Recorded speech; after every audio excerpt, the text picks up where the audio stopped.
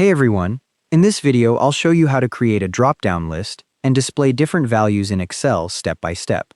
This works the same on Windows, Mac, or the web version. First, you'll need to set up your source data.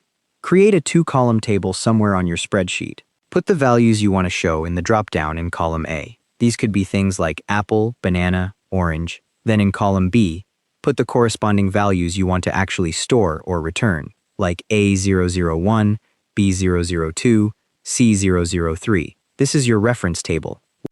Next, select the cells in column A that contain your display values.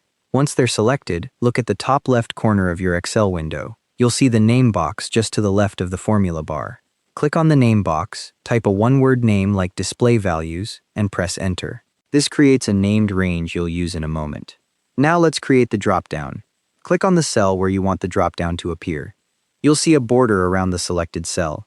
Head to the Data tab on the ribbon, and in the Data Tools group, click Data Validation. The Data Validation dialog box will open. In the Settings tab, click the Allow dropdown and select List. You'll see a source box appear below it. In the source box, type an equals sign followed by your named range name, so equals display values. Below the source box, you'll see the In-Cell dropdown checkbox. Check this box. If it's not checked, you won't see the dropdown arrow next to your cell. Click OK at the bottom of the dialog.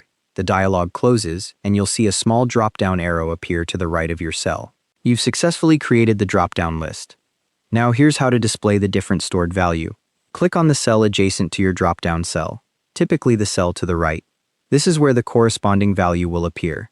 In this helper cell, type a vlookup formula. The structure is equals vlookup, open parenthesis, your dropdown cell, comma, your data range, comma, 2, comma, false, close parenthesis. For example, if your dropdown is in A2 and your data table is in D1 to E10, you'd type equals vlookup, open parenthesis, A2, comma, $D$1, colon, $E, $10, comma, 2, comma, false, close parenthesis.